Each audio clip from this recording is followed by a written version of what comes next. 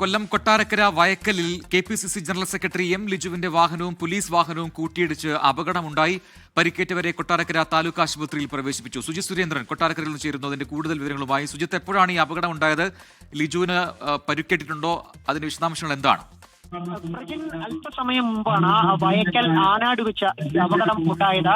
Liju സഞ്ചരിക്കുകയായിരുന്ന Innova car എതിരെ വന്ന പോലീസിന്റെ ഇന്റർസെപ്റ്റർ വാഹനവുമായി കൂട്ടിയിടിക്കുകയായിരുന്നു.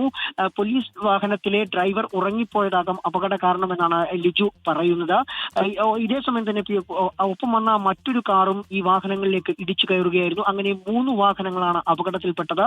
ഈ പിന്നിൽ വന്ന കാറിലുണ്ടായിരുന്നവർക്കാണ് പരിക്ക് ഗുരുതരമായിട്ടുള്ളത്. ഇവരെ കൊട്ടാരക്കര താലൂക്ക് ആശുപത്രിയിൽ പ്രവേശിപ്പിച്ചിരിക്കുകയാണ്. എം ലിജു പത്തനംതിട്ടയിൽ നടക്കുന്ന വിശ്വാസ സംഗമത്തിൽ KPCC സംഘടിപ്പിച്ചിട്ടുള്ള വിശ്വാസ സംഗമത്തിലേക്ക് പങ്കെടുക്കാൻ വരുമ്പോഴാണ് അപകടമുണ്ടായത്. കൂടുതൽ കോൺഗ്രസ് നേതാക്കളും ഇപ്പോൾ ഇവിടേക്ക് എത്തിയിട്ടുണ്ട്. ലിജുവിന്റെ അപകടം പരിക്കുകളൊന്നുമില്ല എന്നാണ് മനസ്സിലാക്കാൻ സാധിക്കുന്നത്. സുജിത് സുരേന്ദ്രനാണ് കൊട്ടാരക്കരയിൽ നിന്ന് വിശദാംശങ്ങൾ നൽകിയത്. ലോകത്തെവിടെയായാലും ഏത് സമയത്തും 24 വാർത്തകളും ഓഗ്മെന്റഡ് റിയാലിറ്റി പാക്കേജുകളും എക്സ്പ്ലെയിനറുകളും വിശദമായി കാണാൻ ഞങ്ങളുടെ YouTube ചാനൽ നിങ്ങൾക്ക് സബ്സ്ക്രൈബ് ചെയ്യാം.